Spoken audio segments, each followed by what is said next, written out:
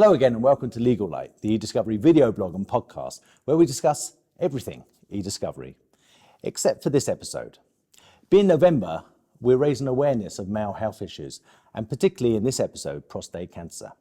We'll be joined by Martin Randall, who was diagnosed at a very early age with prostate cancer and has gone through the treatment and come out the other end fit and well. But before we meet Martin, let me give you some prostate cancer facts. Prostate cancer is the most common form of cancer for men in the UK. 1 in 8 men will get prostate cancer in their lifetime, and that increases to 1 in 4 men if you're black.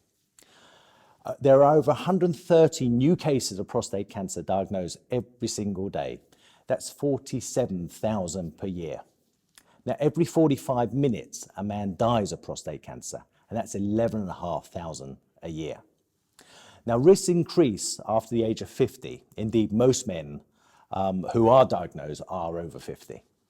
And you're 2.5 times more likely to get prostate cancer if your father or your brother also have prostate cancer. And there are nearly 500,000 men in the UK living with or living after having been diagnosed with prostate cancer.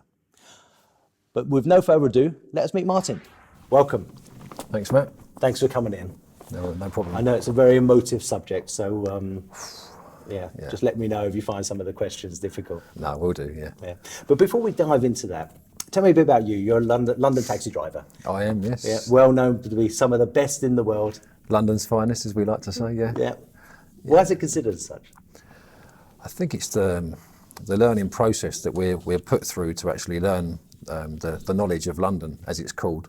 And not everybody knows that sort of worldwide, but we're taught to learn thousands of street names, points of interest, hospitals, and certain routes that have to be driven in a straight line.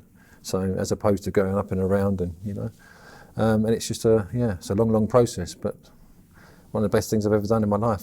But they teach you not to go south of the river, right? No, not true. Now, you're self-employed, so if you don't work, you don't get paid. Yeah, there is no holiday pay. There's no perks, no sick pay, anything like that. We are solely self-employed as black cab drivers, yeah. So being diagnosed with prostate cancer, that must have been a very scary thing.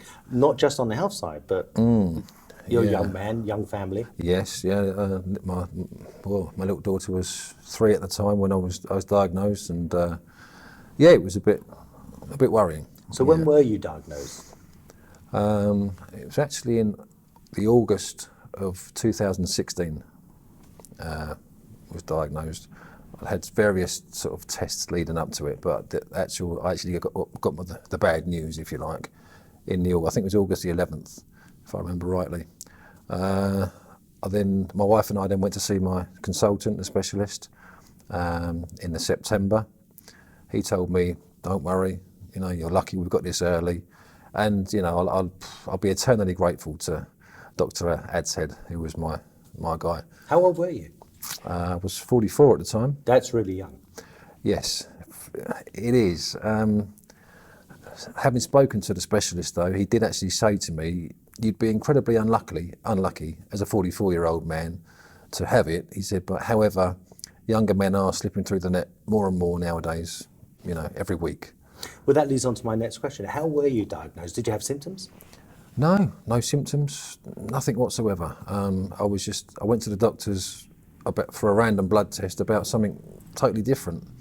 Nothing anywhere near as serious. And as men, the main way they can gauge any problem with the prostates is their sort of medical jargon is a PSA level, PSA. Mm-hmm. So anything to do with the PSA is related to the prostate. So if we as men have a blood test and for whatever reason our PSA levels are raised, then it flags up usually something to do with the prostate, as mine did. I went back 3 months later for another blood test, and it was still slightly raised. The doctor then said, "I think we're going to get you in for a biopsy." So I actually went for a biopsy. What does that entail?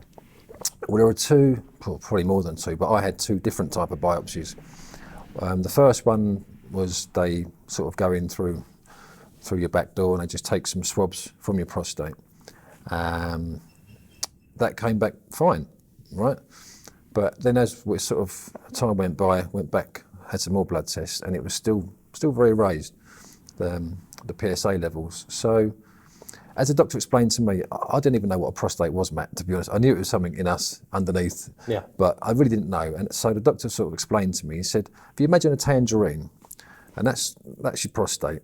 He said, so if they take some swabs from your back passage, they can only get to that bit. So the next step, obviously, if that comes back okay, but you've still got problems with your PSA levels, then they got to go. So basically, as they did with me, knocked me out for an hour or so, and then they take swabs from all around underneath you, around your prostate. They took 30 swabs of mine, 11 of which were cancerous. Wow. So that was in the July, and then I went back to see the doctors next month, and they came with the news. Must have been devastated. Yeah, kind of very shocked. It's more the word, I think. Very shocked. As we said earlier, you've got a young family. Yeah. Children? Yeah. Little daughter, she's 7 now, and a lovely wife. She was just 3 when you were diagnosed? Yeah, she would have been 3 then, yeah. My wife's a very positive lady. She kept saying, you're going to be fine, you're going to be fine. So it was a shock to all of us, Big support to you. Yeah. They found it was particularly aggressive. Yeah. It's 3 to 4, which is fairly. So what did aggressive. they recommend as the treatment? Well, I was lucky because mine was actually enclosed in the prostate. So if it's sort of still inside, then it hasn't spread. They can just remove your prostate in one operation, which is what I had done, a prostatectomy in the October. And then obviously you keep going back for your checks and tests. And so far so good, touch wood. My last 6 monthly was in June, last June. So I'll have one just before the Christmas coming. And as long as the PSA levels are still reading very low, doctor said that's fine. Somebody very dear to me has just had their prostate removed. He said to me that he would never have gone to the doctor if he was still working. He'd just retired and just didn't feel quite right. And he went to the doctor. He's 65 years old, went to the doctor, and they did the PSA test, found it was elevated. I think it was 14. It's meant to be between 0 and 2.5, isn't it, or something? Yeah. His again was very aggressive, and he had his prostate removed. But as I say, if he was still working, he wouldn't have bothered going. And this is a problem with men, isn't it? Absolutely. We bury our heads. Yeah, we do.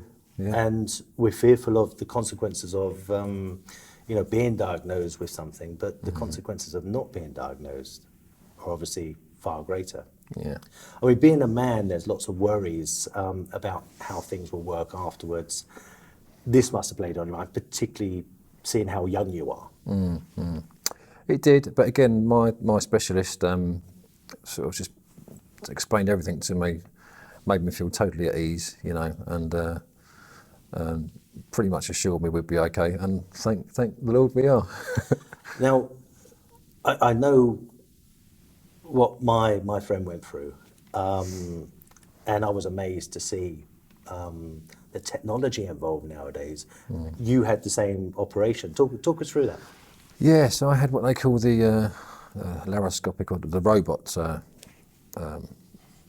but basically sort of 5 arms, I think, as a robot, and they make incisions in you, and the consultant literally sitting there working his magic from a laptop. So he's operating the robots that cut you inside. So you're all up on big screens and... with a screen in front of him, I guess, yeah. And of course, obviously you're out, Sure. You're out the game, probably for a good few hours. But it's amazing.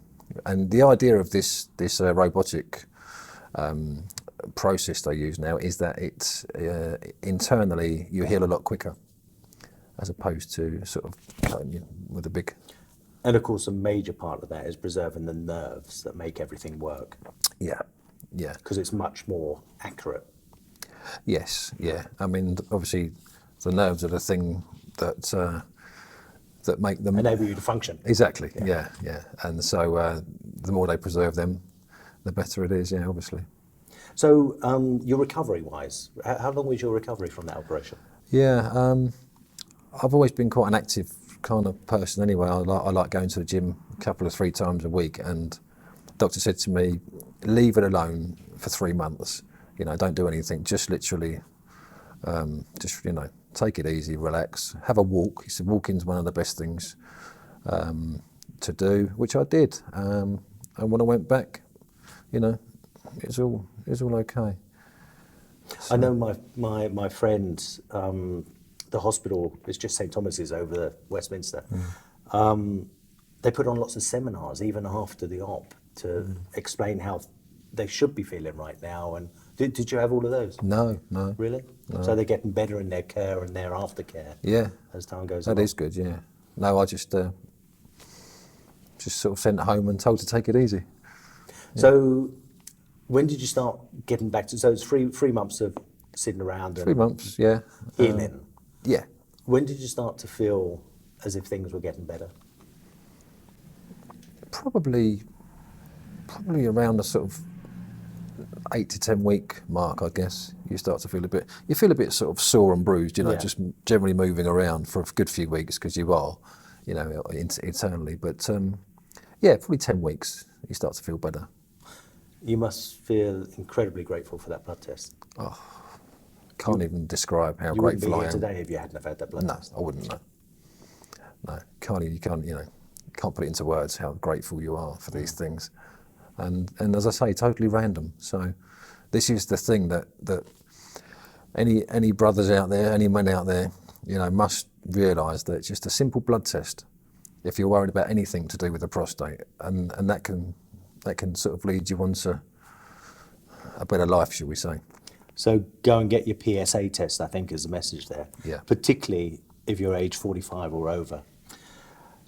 Going back to your London taxis, cabbies are well known in London for being very talkative. Yeah. Do you talk about this with your passengers? Yes, I do actually. Funnily, you know, I suppose typically we get quite a few customers that are going to hospital. Right, of course. You know, and yeah, you get talking. What are you off to today then? So, well, they've told me they're going to go to the hospital. So, I actually, I've got a little sticker, Prostate Cancer UK, in my little petition.